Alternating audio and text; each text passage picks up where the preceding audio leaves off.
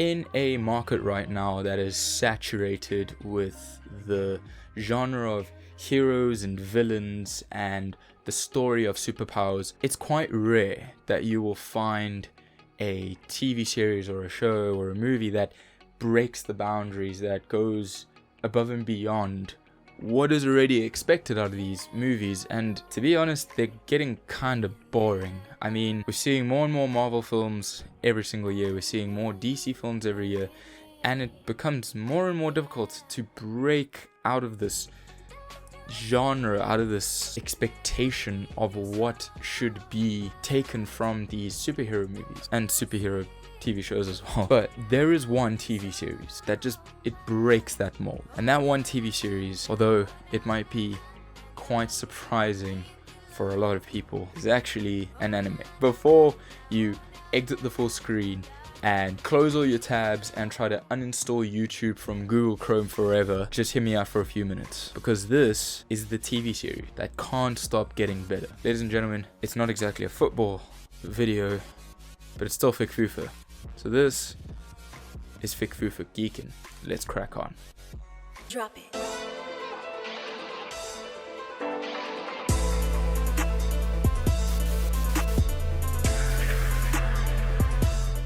The anime we have in question here is called My Hero Academia, and it came out in about 2014, 2015. It is based off the manga, which has been ongoing since I think about 2008.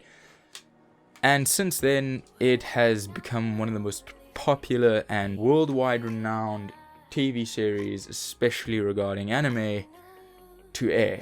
The manga itself, it's written by Kohei Horikoshi. I think I've butchered that name quite a lot, but thank you, number one. Second of all, anime itself can be a very repetitive thing, in the same way that the genre we're talking about as superheroes is also become a very repetitive genre. It's become a very repetitive idea. There's nothing new under the sun. The ideas are all the same, and bar from one or two, there is not a lot different from the filming, the editing, the way that things are done. I'm here to explain what sets this one apart. In season 1, and I'll explain a bit of the plot here without giving away too much. So in season 1, it kind of rolls around, and the synopsis of the show is that it follows this boy called Midoriya Izuku, and he lives in a society where 80% of the population have quirks, or something that can be closely related to powers, but they call them quirks. Unfortunately for Midoriya, he doesn't have a quirk. He is one of the rare cases of the 20% that never gets a quirk, but it is his dream to become a hero who saves people with a smile. But the problem is already, it's nothing new. I mean, yeah, you've added something in new that's in terms of the quirks, but at the same time, not really. The profession of being a hero is what I've just described. It's a profession. The other thing is that heroes can earn money off saving lives, and they've got certain rules and things they have to follow. It's kind of just that the government's put in these laws in place so that heroes can't just go ahead and do whatever the hell they want, like they did when quirks first started appearing. Again, it's still not anything new under the sun. And for me, I've thought the same thing. I mean, I'm not one to kind of get into anime. Anime is one of those things that has kind of a bad rep because it's basically cartoons. So why would adults want to watch cartoons? Here's why. We have been let down time and time again by TV series. You know who you are. Just saying. And for me at least, I got to a point where I was tired of being disappointed by the same old TV series that just prolonged for way too long, that had a great story, the great middle, and fell apart somewhere along the line. The ones that became repetitive, the ones that disappointed, the ones that were never really good to start off with. But yet, here I am, about a year and a half later, and I'm basically so into this stuff that it's basically taken over every being of entertainment for me. Not that I'm not watching TV series, movies, or anything else anymore, but it's in that same bracket that it's anime, but at the same time, superhero anime. And we're trying to suss it out here. We're trying to compare it to the video games and the movies and the TV series from everything else. And when you get to season 1, it's a slow starter. It takes about 5 to 6 episodes for you to really realize if you're gonna like it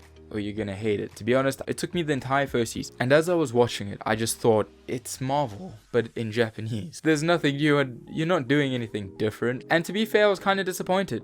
This was the show everybody had been talking up. This was the show everybody had been going on about. But you know what? I just decided, let me give it a chance. I'll just keep watching it. There's 4 seasons, and I just thought, you know what? If the next season isn't any good, then I'll just dump it. It's fine. It'll be alright. Holy Shimas! Because season 2 rolls around, and my god. That was when I realized that there's something about this TV series that not a lot of TV series can do. It sets the bar and your expectations are here. And then in the next season, somewhere along the line, it dismantles your expectations, throws them and turns it into a bowl of turd, puts it in the dustbin, and raises the bar even higher so that your expectations are now up here. You're just so shocked from what you've just seen that you decide to just keep going. Even though you realize once again disappointment might just roll into play, you keep watching because it does the most unexpected thing. By the time you get to the next point where the build-up has taken you to, your expectations are now up here. Takes those expectations, rolls it into a bowl of turd, throws it into the dustbin, throws that dustbin into your face, and heightens the bar somewhere above this camera shot. And it just keeps doing it. And every time you're just thinking, it can't get better. How's it supposed to, where's it gonna go from here? You underestimate my power! And then it gets better, but nobody knows how. It's one of the most insane things to watch. I've seen it 3 times, all 4 seasons. I've seen them 3 times in the last 8 months. 3 times, 8 months. There's like 80 something episodes. So I've watched 200 and something episodes of about 20 minutes each of this anime over the last 8 months. I don't know why I did it. It's just that good. I've kind of explained the plot a little bit, but not a lot. So, to drag it back, it follows the story of Midoriya Izuku, who wants to be a hero, but he's quirkless.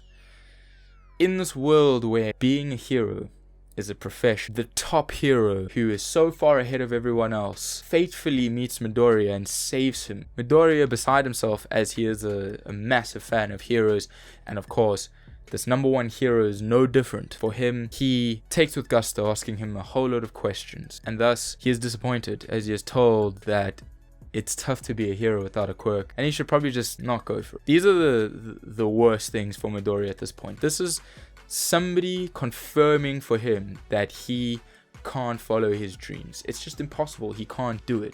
So just a little ways down the line, after speaking to this hero who has just captured this villain that was tormenting Midoriya, it eventually comes to a point where Midoriya is the cause of this hero losing that villain, and this villain basically capturing his classmate. In the heat of the moment, Midoriya sees his friend being tormented by this villain that basically overwhelmed them within seconds, and rushes out to the scene, not knowing that this hero at this time is watching him. And you can kind of guess where it goes from here. That's basically just a bit of a teaser as to what happens next is a bit more interesting. But by this stage, that's about 2 or 3 episodes in, and it gets better. But the whole reason it's called My Hero Academia is because there's a very famous school that teaches you how to become a hero, and Midoriya wants to go to that school. Now that I've basically explained what it's about and where it kicks off at, we all get to what makes this show a bit different.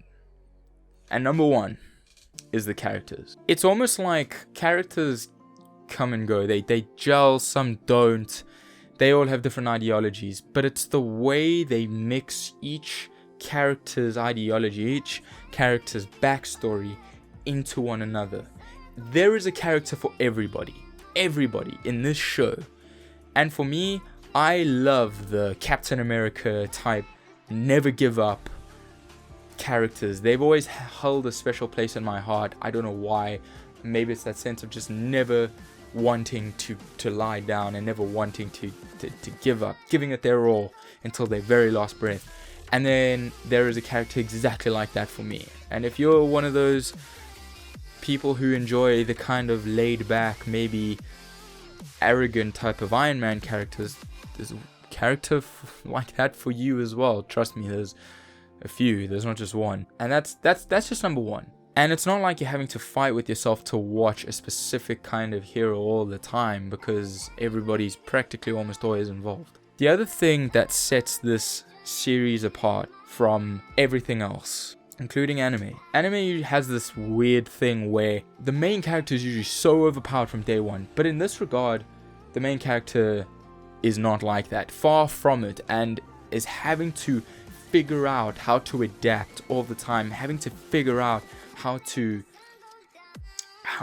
work their way around things. And in that regard, although they get powerful, they don't quite get to the strongest. Not to a point where you can look and go, yeah, this guy's just gonna finish off everybody. It's far from it. And that's the one thing that differentiates it from usual anime. The soundtrack is immense. It is gorgeous and beautiful beyond compare. And I'm not saying that just because I am kind of a fan of J-pop at the current moment in time. No, I literally mean that, for example, everything from the soundtrack to the openings to the outros is a little bit how the show goes. Opening 1 and 2 are kind of like meh, especially opening 1. So opening 1 kind of starts, and it's not the greatest song in the world. It's not going to make you dance about and start comparing them to, I don't know, like the Eagles or something like that. But it's enough to get by. And a little bit like the show, the OP starts to improve with it. And then you get to the second OP, which starts at season 2. Whoops. Again, a good improvement on the first one, but nothing spectacular. Then you get to the third opening, which is my personal favorite. And it just kicks off from there. Every song from that point onwards is just so good. To a point where, I'll explain. I have a Spotify playlist of Japanese songs, usually from anime openings, to help me with learning Japanese. The thing about that third opening is it's so good, it actually is it's in other playlists. It's not just in that one, it's in like my everyday routine playlist now. It's that good. I know the words, I don't know why. I kind of know what they mean, but not really. And then you get to the soundtrack, you get to the OST, and everything from how they've manipulated that American style theme song for the main hero to the important part where they've got songs like You Say Run, and it blends so well together. And any single time you hear this music outside of the anime, you'll recognize it almost immediately. Maybe not for My Hero Academia, but you'll remember it from somewhere and you'll think, I swear to God I've heard this, because it imprints into your brain. It's so good. So point number 2, as mentioned before, is just how it manages to never disappoint. As I've called it in this title, it is the series that can't stop getting better. It just keeps piling on top of one another, just keeps getting better, it keeps breaking down your expectations, rebuilding them and improving them, and every single time you're just so enthralled into what's going to happen. The other thing is that it just gets so intense. It gets so intense to a point where in the back half of season 4 they just had to kind of add in filler, harmless filler, to lower everybody's blood pressure so they wouldn't have a bloody cardiac arrest, because God almighty. But the funny thing is, in the last 2 episodes they basically just build back up their intensity again. I don't know how they did it. In the last 2 episodes they just re-added the intensity. It's incredible. I just don't know how they do it. It's insane. Absolutely incredible. And if you, like I was once upon a time, are watching this right now thinking, I'll never do it, I'll never get into anime, it's just not my kind of thing, start with this one. Watch it and just keep going. You can do it if you're curious. If you, like me, have been disappointed so many times by a TV series becoming mediocre, by the repetitiveness of this genre of superheroes and villains, and watching the same thing in the cinema all the time, go for this. Trust me. You will enjoy this like nothing else. It is rather spectacular. There is beauty in this. Even the animation is absolutely beautiful, and you will forget that it is a cartoon half the time. That's the thing. My only gripe really about it, the only thing I have an issue with, is that dubbed is not great. I mean, everybody says this about the sub and dub thing, but to be honest, I am a fan of dub. I find dub really decent, but going from the sub to the dub was tough. It was not easy. It seems like the sub has a lot more intensity into it. The voice actors really capture the essence of the moment in adding to the severity, just how much is on the line at specific points, that when you move over to the dub, it almost becomes more childish. I'm not trying to like take shots or anything. This is just my honest opinion. It feels like it loses that severity. It loses that a little bit of that intensity. But if it's the first anime you're ever going to be watching, and I have inspired you to give it a go, definitely watch it dubbed. Sub is not for everyone, but eventually everybody gets into it at one stage or another. And at that point, I want to rate this anime out of 10, and I will give it a frosty 9.4 out of 10. Yeah, it's that high. I am giving it a 94%. There's not much it does wrong. It can be cheesy at some stages, but just keep going. Just keep watching it. It's all worth it. It all lays itself out. There's some pretty decent humor in there as well that they tie into it. So guys, if you have made it to this point, thank you very much for watching. I really do appreciate it. If you enjoy what you've seen, like, subscribe, but more importantly than anything, please leave a comment below. Tell me what you guys think about my suggestion of a TV series. Perhaps you've watched it already. Tell us in the comments what you guys thought about it. If you haven't seen it, tell us what if you're gonna potentially be watching it, something along those lines. And yeah, also if you want to have a conversation with me in real time about anime, football, gaming, you name it, I do stream every single Tuesday, sometimes Sunday as well. I'll leave a link in the description below. Come join us. It's always a good time. And yeah, fick for you on.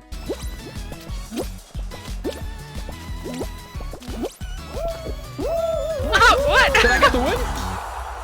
Yes! Give me the dub! Give me the dub, boys! Dub Nation unify. Well done, dude. The little dive at the end helped me just get under them. Yeah.